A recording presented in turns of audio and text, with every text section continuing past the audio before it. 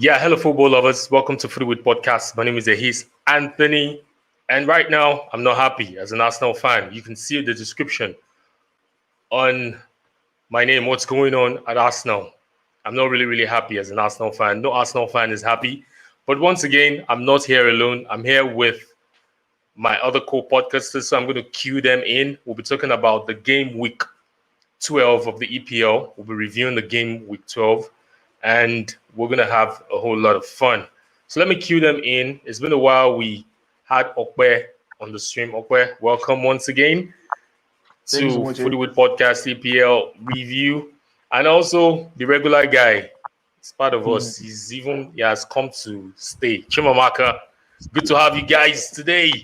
It's going to be a bumper ride. Yeah, I'm going to enjoy this.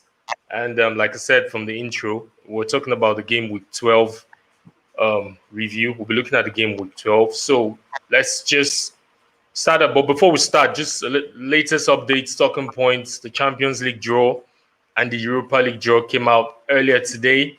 And Champions League, Manchester City, going away. Most of the EPL, I'll be talking about the EPL teams. Most of them are tied or they got a lucky formation. It's a lucky draw, and they'll be starting the draw playing away. Manchester City plays Borussia Mönchengladbach. Atletico Madrid plays Chelsea, and also RB Leipzig plays Liverpool. So let's go to the younger brother, Wolfsberger, Europa League. Tottenham was drawn to play Wolfsberger away. Real Sociedad plays Manchester United. And Benfica plays Arsenal, and Slavia Prague plays Leicester City. What say you guys? What's your take on the Champions League draw and the Europa League draw? I know Chimamaka, you're on the Champions League level. Okwe is the younger brother, Europa League level. Well, talking from Champions League, I believe it's been a fair draw. We have very formidable teams in the last 16 spots in the Champions League. There's no pushover actually in that last 16, and you realize that some people would ask or would say that the PSG Barcelona game is going to be a very big game, but you cannot actually rule out the Atletico Chelsea as well. Even Atlanta playing Liverpool, these guys are not. You cannot call these guys pushover. So it's actually a good one, and we are all waiting to see the Champions League start in the round of 16 in knockout stages again. Yeah, February. Okay, what's your take on the Europa League draw for Arsenal going away to Benfica first? Look, it's not going to be easy. It's not going to be easy. We all know what type of team Benfica is. Benfica is one of the giants of European football. Yeah, in 21st century, they haven't been doing so well. They haven't been so consistent, even in the Portuguese league. But that does not take anything away from the quality that the team possesses. Over the last 3 years, we've seen that they've injected a lot of youth into the team. There was a period in time where they had a lot of 30-plus-year-olds who were just dominating the team. Talking about the era of the likes of Oscar Cardozo, Pablo Aimar, and even Grimaldo at a point in time. They've had a lot of great players in that team, but now they have a new focus. That's come restructuring at the club, and then the team looks fresh and bright. They are responsible for the emergence of the brilliant Joao Felix and now Carlos Vinicius of Tottenham Hotspur. So it is a dangerous team. It's not an easy tie for Arsenal Football Club. And if Arsenal need to be wary, definitely, if they want to make something out of Europa League, because it just seems like Europa League is the only thing that is just making some Arsenal fans happy. I'm not still happy, but then it seems to be some sort of hope. 6 out of 6 games, 6 wins out of 6, kept a clean sheet up until the last game day. Not bad at all. And there seems to be some sort of different energy and different approach that Mikel Arteta's boys take to the Europa League. And definitely, it's a good opportunity for the youngsters like Nketiah, Balogun, Smith Rowe, to get a few more games. But look, it's going to be a difficult game. It's definitely not going to be easy for Arsenal. Yeah, guys. For me, I don't like to talk about because I know it's still February, so I don't want to talk about it. Champions League draw, this that came up today. The games come up February, and also the Europa League.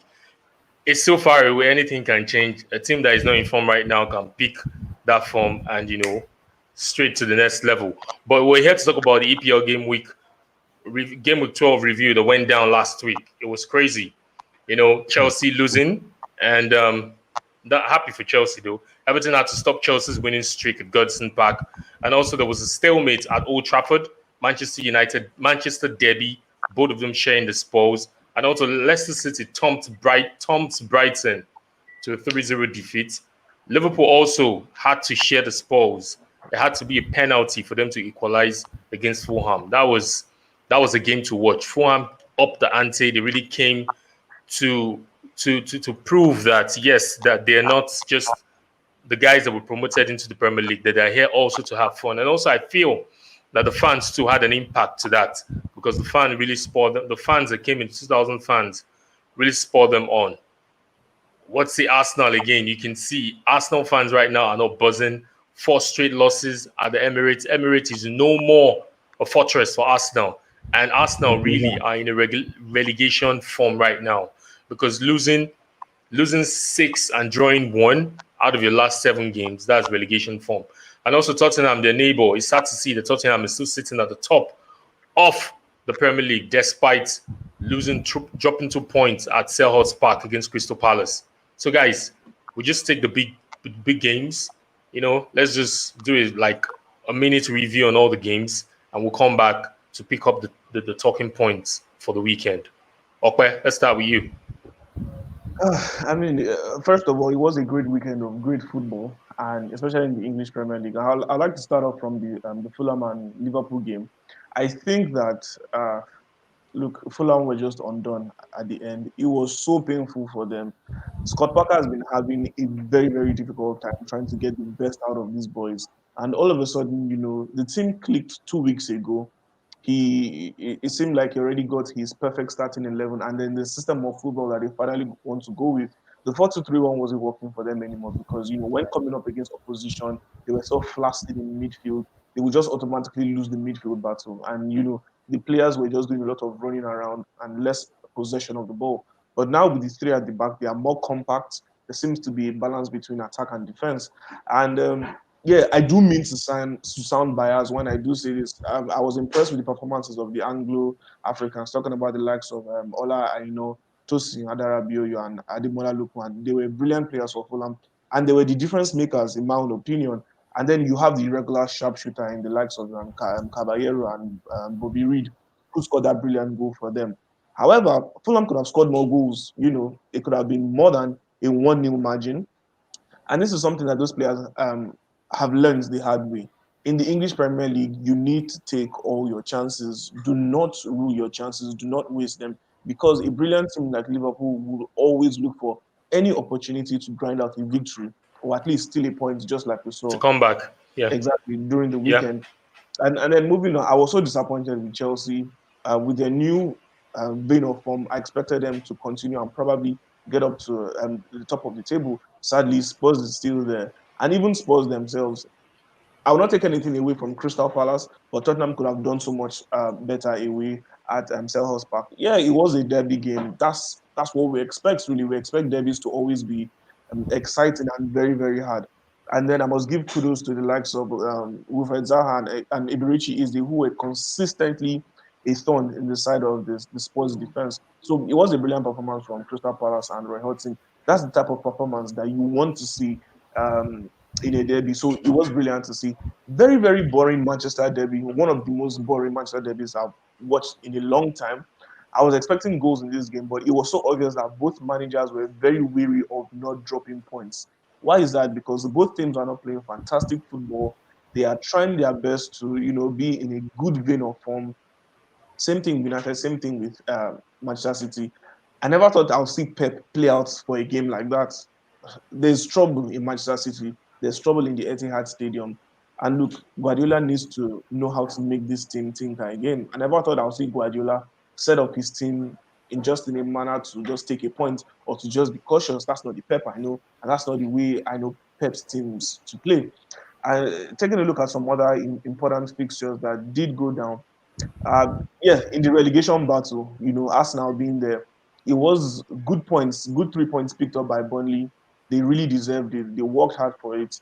And, Arsenal just continue to have these woes. I did mention earlier that there seems to be a difference in the way Mikel Arteta's team approaches the Europa League.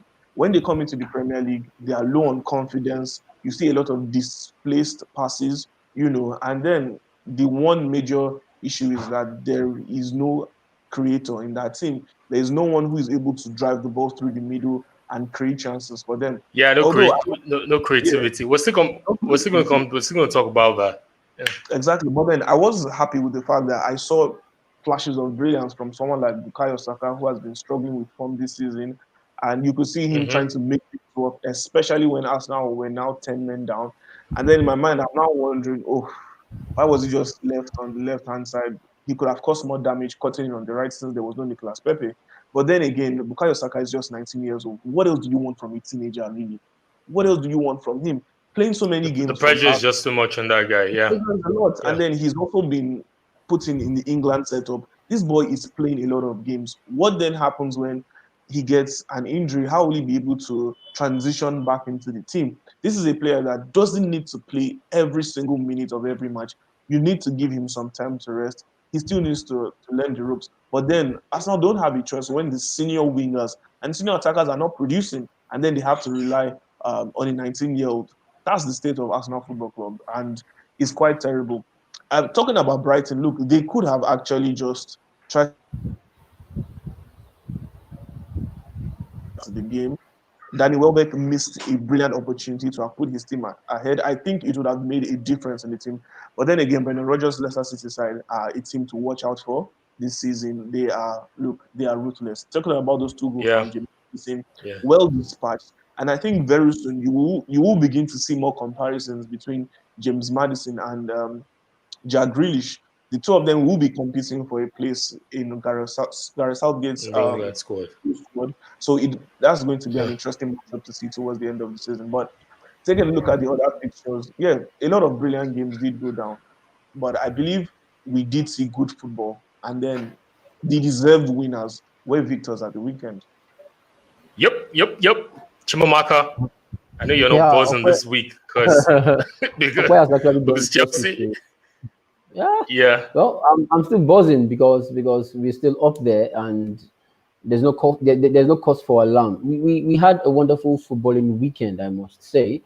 Of course, actually done justice to practically 50% of the matches of the games being played. We saw the brilliance of Scott Parker and his Fulham team that came and caused an offset Yeah. to a Liverpool, also an outstanding Liverpool squad at home. Now, in such kind of game, you realize the impact of the 13th man in the stadium, which Yeah. which are the Which are the fans. So fans? that Yeah. actually took its toll. It had an effect on the players. They were outstanding. Now, according to what Quest said, I want to go tactically to what Scott Parker is actually doing, who actually decided to turn around his formation, decided to play in three at the back. It has come out good for him. Now he's now trying to win the midfield. They played outstanding football, and kudos to them. Kudos to them for them to have held Liverpool to a draw, which I actually saw Fulham getting a 3 points. But it just came. It's football. We can't rule all those kind of things out. That's talking about Fulham game. It was an outstanding one. And that one I would like to pick is the Arsenal match.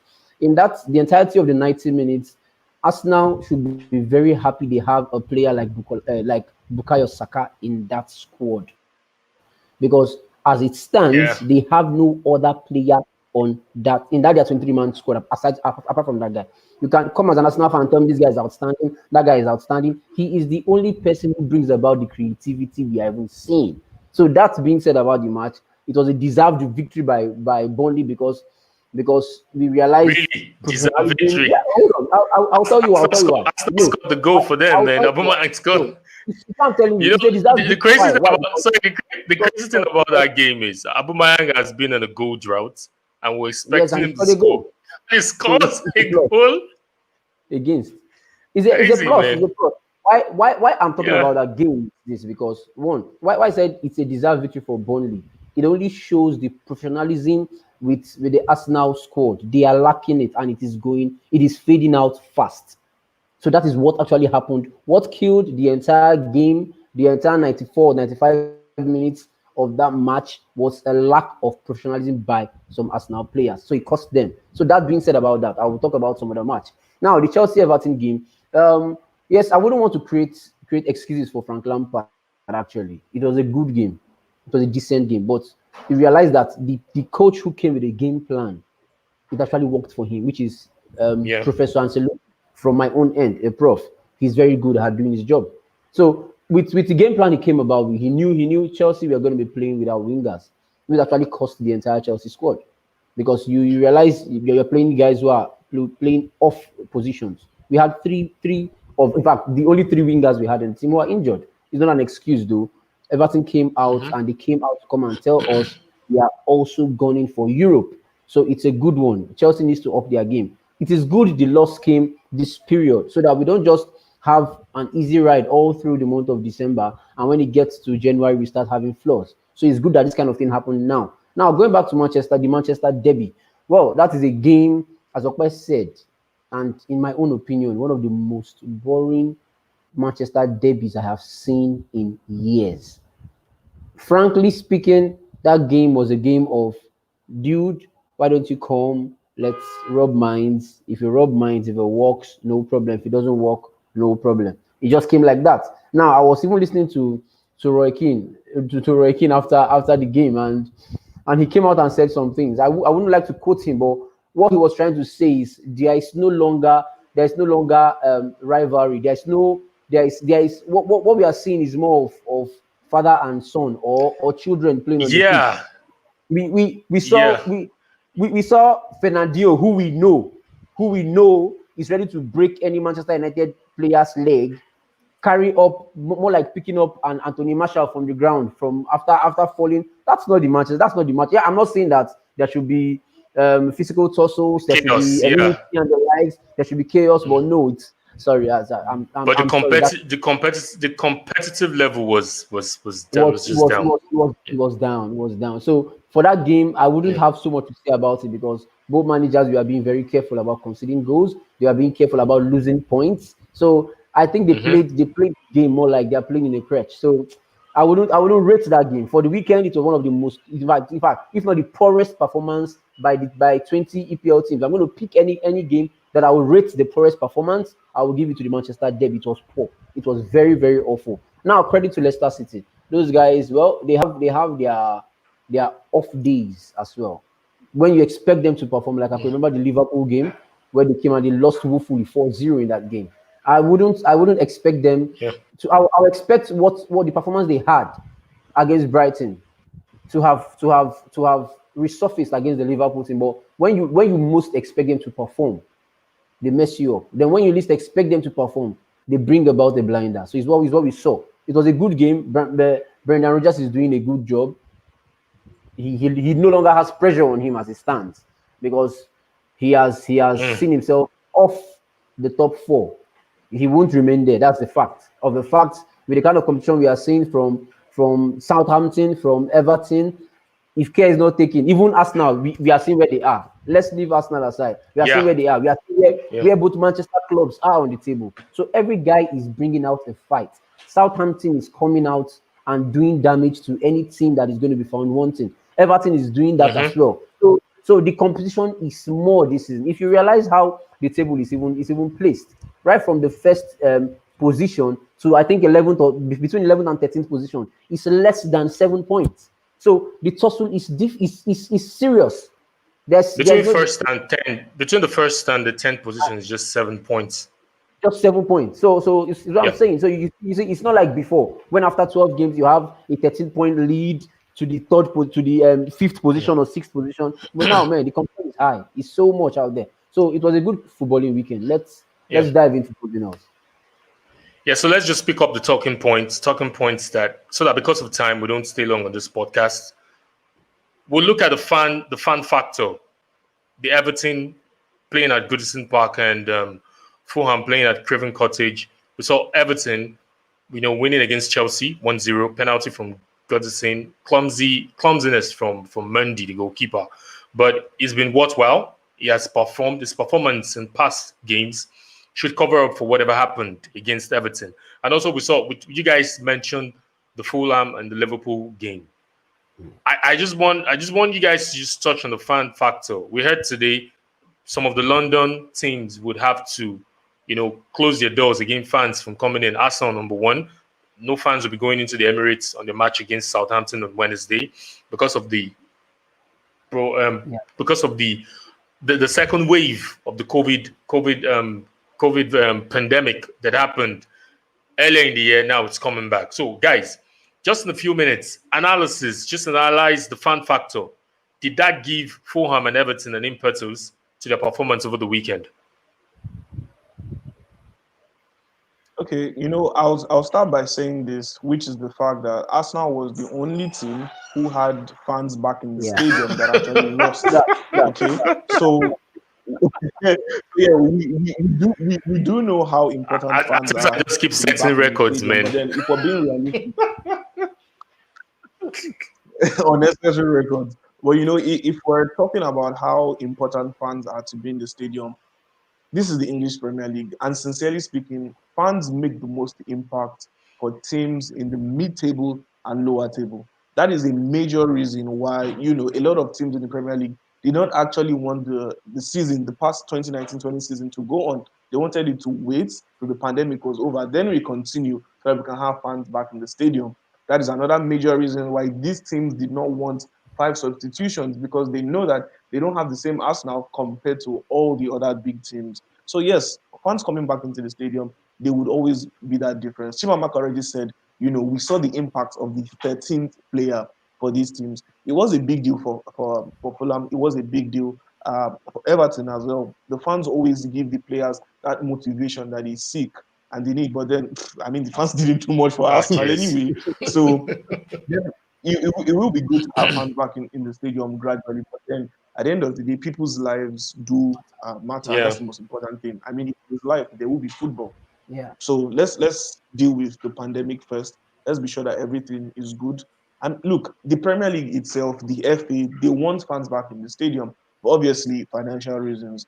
All these teams and the Football Association, they are losing money. They're losing money from ticket sales. They're losing money from merchandise sale. They're losing money from food. Pictures or the photography. There are so many ways they are losing money in terms of revenue. But then again, they don't have a choice. They need to respect the health restrictions currently put in place, and then you just have to deal with it, and then from there we move on. Yeah, I totally agree with you, Okwe, on that. Well, we know the impact of the 13th man. We know what it is like to have the 13th man. The 13th man didn't favor Chelsea at Godison Park.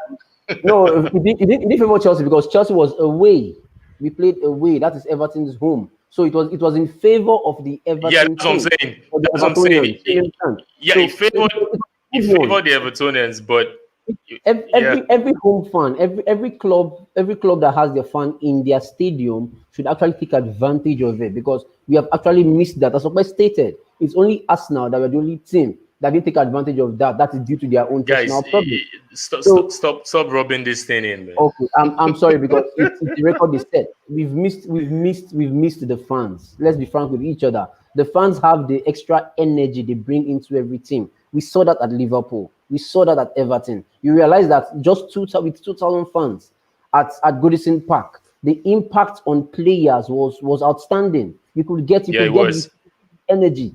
They had the backup from the fans, which is what we as football lovers want to always see.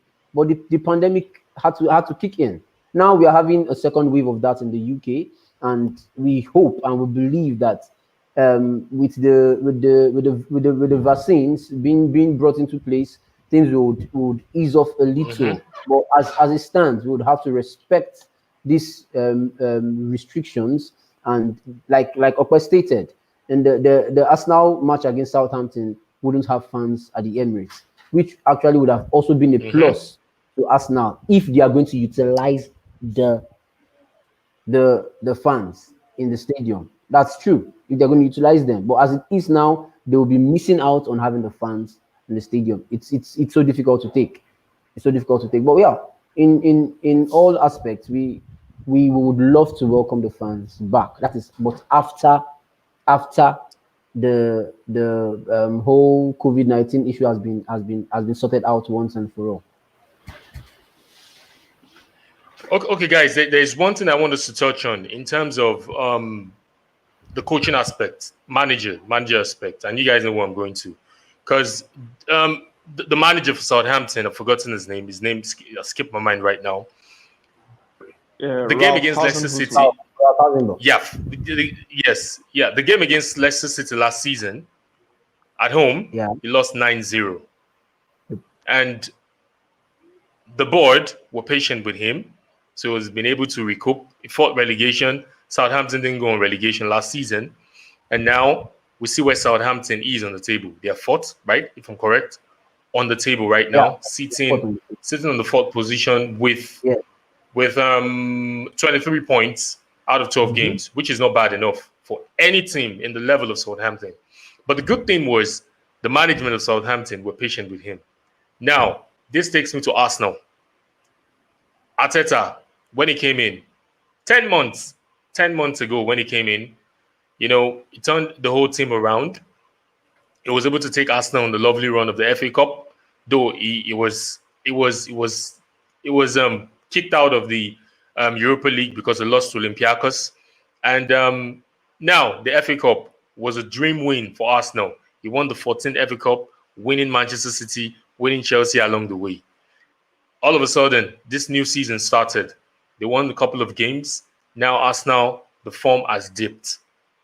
Should the board or Arsenal fans or Arsenal team as a whole be patient with Arteta in this form that they are in?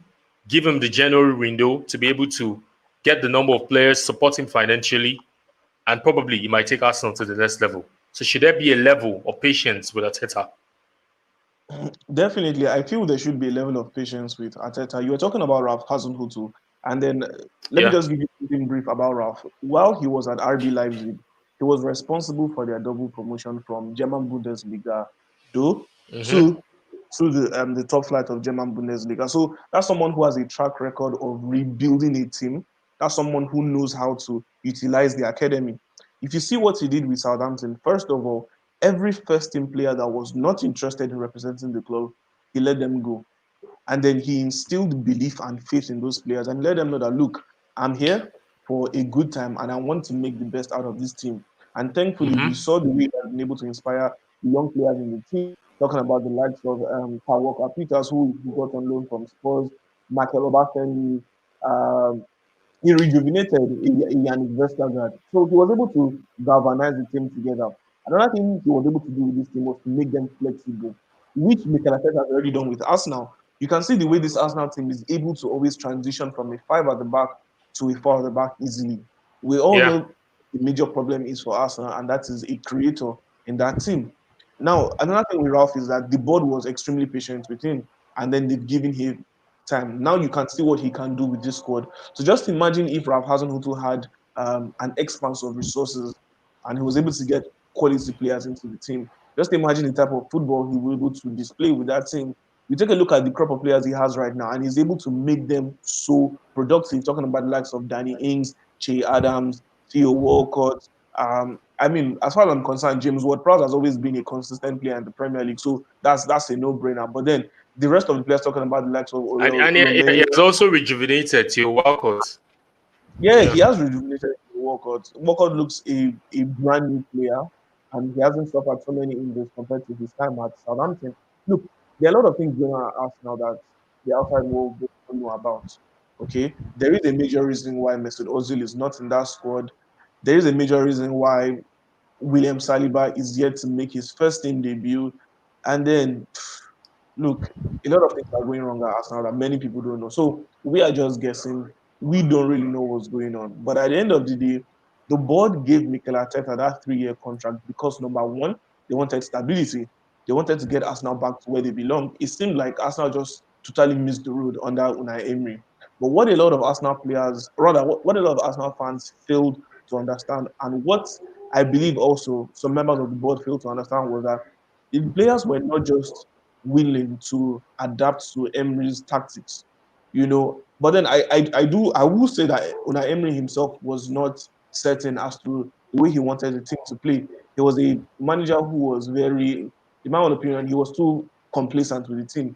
I mean, as a manager of the squad, why would you leave it up to the players to decide who the captain of the team is? You are the manager. You know what Yeah, you want from the team. You know the qualities that you see in a player that you need to lead your team out. And doing that, in my own opinion, was simply ridiculous. And that also affected the way Arsenal approached different games. You know, I wouldn't even say Arsenal were hot and cold under Unai Emery. They were simply not just the Arsenal that we're used to seeing. And then it took a lot of hmm Arsenal time, a lot of Arsenal fan time to get used to not seeing Arsenal play the way they were playing under Wenger. I mean, Wenger was there for 20 plus years. And simply, Arsenal fans and a lot of people were not just, they didn't want to be patient enough with Unai Emery. Gave him one season already. Going into the next season, it wasn't what they needed to see.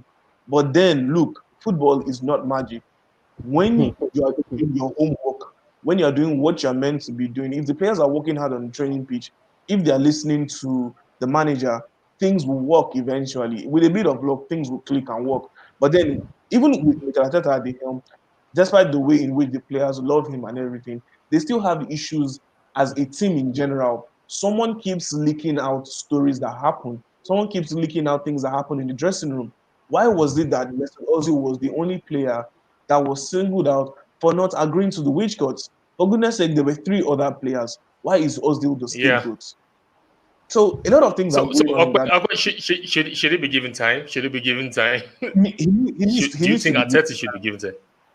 Arteta needs to be given time. It's so obvious that he knows what he's doing. From the start, he already addressed the major issues.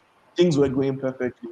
All of a sudden, January 2020 comes, and then, post pandemic, no Mesut Ozil in the team, and then what's going on? So things are going on behind the scenes, and then you need Mikel Arteta time.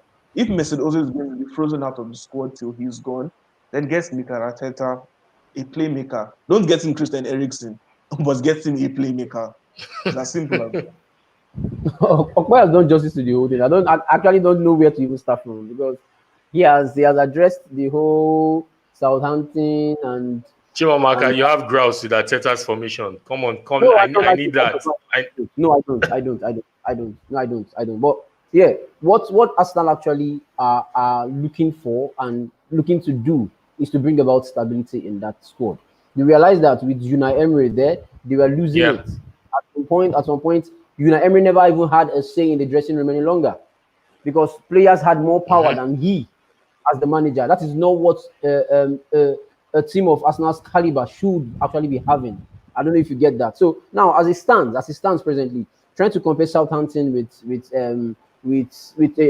trying to compare Ralph with Arteta is because of the difference in time. Now, the question we should be asking is Arteta going to be able to keep this Arsenal team still in the top flight?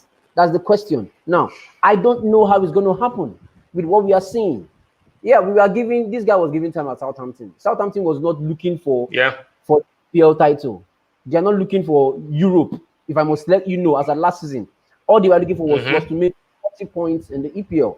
And they were able to do that, keeping 40 points in the EPL. It has kept them there. That is the first task which Ralph was able to pass. Now, the second thing is he's trying to up his game. He has taken his ante to another level. Also trying to compete for the European spot, and we are seeing it. This is after game week 12, and Southampton is still at number 4. It means there is a progress, or there has been progress in the Southampton team. Now, would Arteta be able to get that sitting at number 15th or 6th or at 15th on the table? It's difficult. Arsenal wouldn't contain such kind of thing. Maybe Southampton board might be able to tell you, yes. But don't you think Chimamaka, sorry for cutting you, but don't you think the players are letting Arteta down? Don't you Well, think so? I'll answer that question. Players letting Arteta down, Arteta letting himself down, the board letting Arteta down. Somebody has to let the other down for there to be imbalance. Mm. Now, at times there's an imbalance. Either it is coming from the board, or coming from the dressing room, or coming from hmm the bad thing about this whole imbalance is the only person who's going to be apportioned the blame is the manager. True In though. this True. balance, the only person who's going to take the axe is the manager. Either he performs or he doesn't perform. he's going to be held responsible for anything that goes on. Now, Opa was saying something that we don't know what's happening at the back. We don't know what's going on behind the scene at Arsenal. But all we are seeing are the 25 or 23 man squad that Arsenal has and the manager. If they perform, if they don't perform, it is still up to the manager. So Arteta, as it stands, this is not, you will compare Southampton and the kind of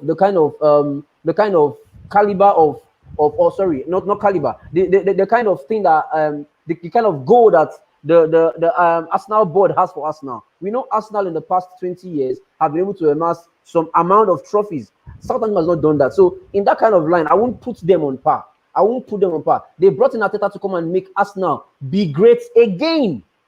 So the question is he doing that now? But that's an equivalent task for Arteta to carry out, because this is the first job he will be doing. This is the first job he will be doing as first full-time job. Yeah. And first full season. So it is going to be a tussle. It's going to be a tussle, and I don't wish them bad, but I hope and I believe that. Well, we've been talking about the only thing that we see as fans, which is creativity in the midfield. How about if creativity, if that eventually comes in and he's still a nosedive? We're hearing talks of them trying to integrate Ozil back into the squad by January. Yeah, I saw that earlier today. Now, it's another long talk, because if I get into it, myself and Ehis will end this podcast before it even starts. So let's talk about something else.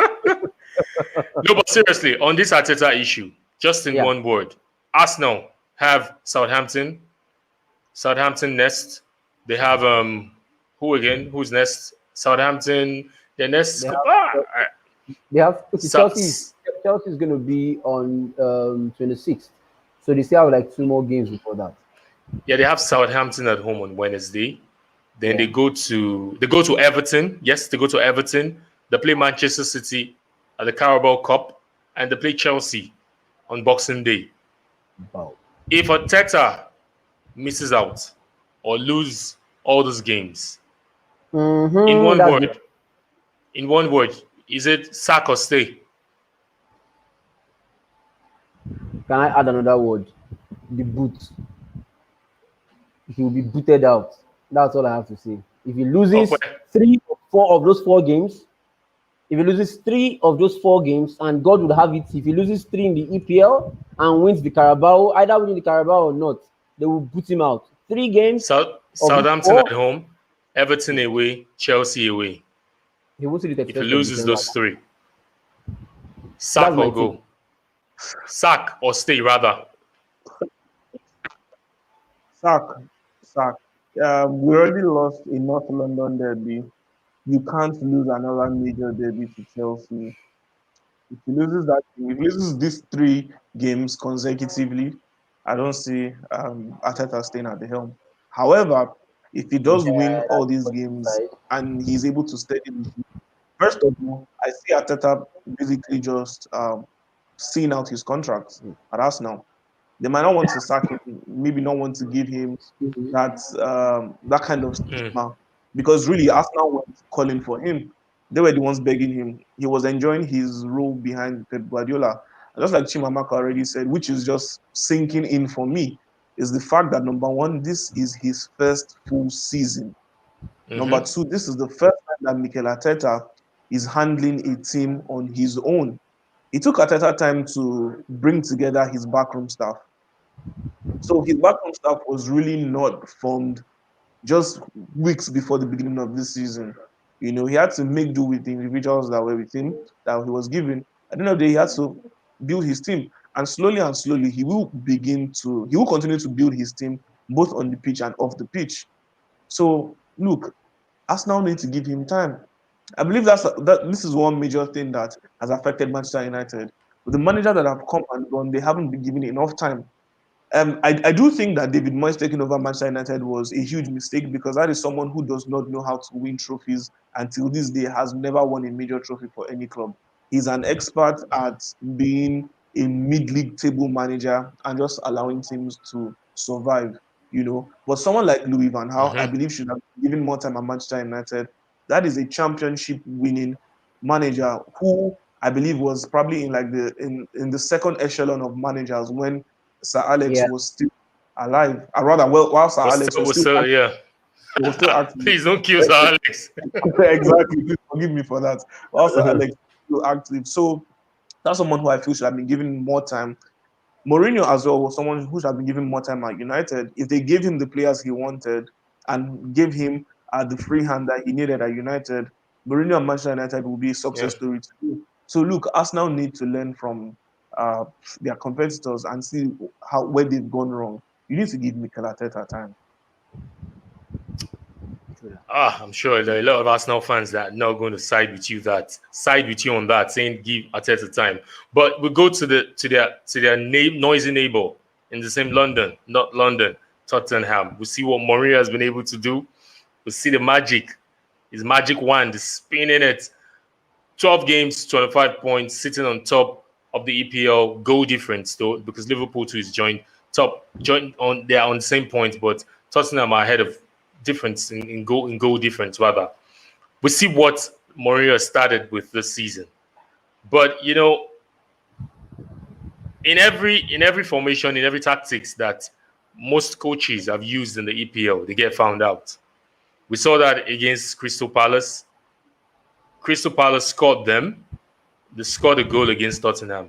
But I just want us to analyze, just to round off today's episode, because we can use that to round off today's episode, actually. Looking at Mourinho's tactical nous, and what he has come to show us this season. We know what he does.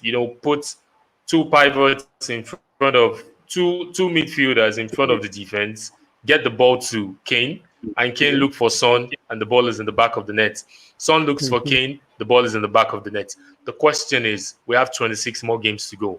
Is this going to be worthwhile for Mourinho to deploy on the remaining 26 games to take him to win the EPL, knowing that Mourinho has a second season magic that is spawns out in whatever club he has coached in England, apart from Manchester United, which he didn't win the league though, but he went on to win other trophies with them. The thing is, do we see Mourinho going the 26 remaining games with the same formation, with the same tactics, barring if he doesn't buy any in January? Well, for me, I think he can do something. Um, the major tweak in the system of play was definitely the fact that he has given Harry Kane freedom to do what he wants to do. We know that Harry Kane has this flair in terms of his gameplay, similar to Wayne Rooney, and we both know that both strikers Yeah. love to have the ball at their feet. They love to drop deep into the midfield, and then he has finally given Harry Kane the license to do that. That's why we're seeing more goals from Heung-min Son and every other attacker, really.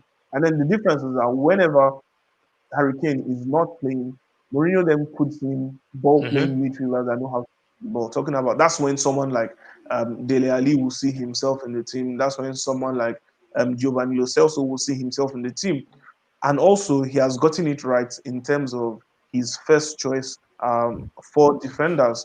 So that's talking about that Sanchez, Eric Dyer, Sergio Reguilon, and Matt Doherty. Those are the types of players that he does want. And then he has a good array of players on the bench, people that he can always fall back on. Talking about the likes of Aldo if I'm not mistaken, Yeah. Jafet Tanganga, Toby.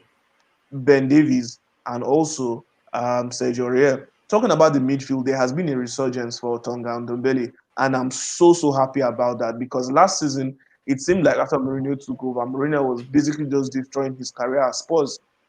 But what a lot of people didn't see was the fact that Mourinho put an arm around him, took him as a son, and then began to mentor him during the lockdown period. If you remember very well, there were pictures of the duo, and it was leaked during the lockdown period. Both of them actually went training together. They tried to go to a secluded place, and then Mourinho was personally training Tonga Ndombele. So when you look at Ndombele right now, number one, Yeah. he has lost to he looks much lighter on his feet, and then he's doing what we saw him do at Olympic Lyonnais. That's the Tonga Ndombele that I want to see, and that is someone who I think that can be the closest mold to Yaya Toure in the next 5 to 10 years. Because we saw the way Yaya Toure was just a supreme midfielder, and for me, that's someone who I think can come close to Yaya Toure in that mold. We already know what he can do in terms of goal scoring, and then we've been seeing the chances he has been creating. Take a look at the game against Manchester City. For me, he was the man of the match, and he was doing brilliant things. And obviously, Mourinho can always rely on Musa Sissoko, who has been a stalwart midfielder for them, and also the inclusion of Pierre-Emile Højbjerg. You know, at the beginning of the season, Mourinho did say that he has done fantastic business in the transfer window. Yeah. Now, I can't tell you for sure. Yeah. I do agree with the special one. He knew what he was saying. He knew the types of players he was buying. He knew what those players will add to the team. So I'm so glad that, and it's quite obvious that there is a good relationship between Mourinho and Daniel Levy, because Daniel Levy is a very shrewd businessman who does not like to spend his money anyhow, especially after what happened with Andre Villas-Boas. After the sale Yeah. of Gareth Bale, Villas-Boas was given the money to spend on the players he felt that would improve the team. And out of all those players that he did buy, only Eric Lamela is It's still remaining. remaining. Only person remaining there. That's true. He's the only person. So that just goes to show you what Villas-Boas did with that team in terms of the finances that were given to him. And that's why Daniel Levy was not so buoyant to give Mauricio Pochettino the free hand to just buy anyone at any time. Do you understand? So now I can say that there is a good relationship between Mourinho and Daniel Levy, and I can see Spurs doing something brilliant. You know, we've had different conversations about what will happen if Kane is not in the team, if Son is not in the team. And trust me, whenever any player in that Spurs squad gets into the squad, talking about Lucas Moura, talking about Steven Bergwijn, talking about Carlos Vinicius, these players will give 110% because their places in the team are at stake. There are some other young players in the academy who are buzzing to get into that team as well. Talking about the likes of Josh Parrott, um, who else? Harry Skip as well. Spurs has got brilliant young players in that academy who can push for a first team place. So all these players will always be on their toes, and definitely they will want to impress Mourinho all the time. So I do see Spurs going all the way to win some sort of silverware this season. It is possible, or at least a top four finish. Okpa has done justice to that. Actually, Timo. he has done justice to the Mourinho thing. Well, I'll just add a little to what he said. I really don't have much because he's touched every part of it, including the transfers, including team man management as well. I was about to say that. Well, that's one of the thing, the factors that Mourinho brings into any club he coaches. He's a professional at both managing a player positively and also destroying that player when he so chooses to. Now, we said something in the last time we met up, which was on Saturday. I talked about having him trolling Dele Alli after Dele Alli dropped a post saying that all he needs now, Dele Alli asking that what's something about something you need, and Mourinho responded with having game time. Now, we saw in the last game, in the last game that Tottenham played, that Dele Alli actually Against featured. Crystal Palace, yeah. He actually featured in that game. Now, talking about man management, which is what many managers nowadays don't have. Mourinho has not coached a team that wouldn't have one player that would fall in love with him. There's no how you want to put it. You might have said he was a terrible player, a terrible manager. No, Paul Pogba has problem with every manager since he clocked 25 years or since he clocked 23 years. He has had problem with every manager. I wouldn't talk about his time at Juventus. It was at Juventus that they saw him as a star boy because he was small and playing his football. But since he became matured, the transfer price tag on his head and the likes, and he came and started feeling like he was the god of the team. No, some managers will put you in place. They will cut you to size. You can't try that with a Mourinho who knows his job. Now, talking about Mourinho at Spurs, at the beginning of the season, I will still agree with everything he said. He's the only manager who has come out to say he has done good business. Now, are we seeing the dividends of the good business he has done? Yes. He has of every EPL manager, he's the only manager who has had the tightest schedule this season and has played more games. I think he himself and the Wolves team. Mourinho has played more games than any other person in every other competition, and he has come out being tops. What does it mean? He means he has his players. Now you're seeing the resurgence of Ndombele. Last season he was seen as the worst transfer made in the EPL. Actually, he was seen as that. But this season we are seeing him do wonders. thanks to the lockdown, he had personal training that Mourinho offered during the lockdown, and we are seeing what we are seeing what we are seeing. We are seeing players who are. I never knew Eric Dyer would be as solid as he is in defense. So we are seeing these guys coming up to their A game with Mourinho there. So it's a good one for everybody. Like this season, I wouldn't rule out Mourinho. In fact, I tip him to carry the Premier League, but not without resting his key players. He has one way. In fact, he's a one-way man. He's a one-way man. Yeah, You get the that's the ball key, man. That's the key, and give it man. to Harry Yeah. Kane, and it's done. The problem about this kind of thing is it was before that he could carry out such kind of physics on the pitch, and you will run that all through his season, because he did that with Chelsea at his first and second season. You would run that all through the season, but this time it's not easy. Now you have tighter schedules. The pandemic has brought about shorter times, shorter periods. Game you play every 3 days in the EPL as it stands presently. So is he going to keep up with the knocks? And let's not forget that Harry Kane is actually very prone to getting knocks. So will he, as it stands, he doesn't have a backup for Harry Kane. If that comes about with a knock, what does he do? That's the question I'll be asking. But on all other areas, I think he's been doing great. The second season juice that he's always bringing to every team he has joined. At least he will trophy for you. He might not get the EPL for Tottenham this season, but I can guarantee you that he will fight his way all through the Europa League. If he has to play Arsenal in the final and beat them mercilessly, he will do it. And that is Mourinho for you. So let's that's my take on the whole thing. It's been nice doing this with you guys, man. You know, coming to talk about football. It's been nice doing this. Yes. Well, I really don't have anything to say to that. You guys have said a lot. But I know we're going to have an episode one day where we'll critically analyze Mourinho. Maybe in the next couple of games before the year runs out, we'll dedicate an episode to really criticize Mourinho. Because I have a lot to say. I don't want us to expend a lot of time on the podcast.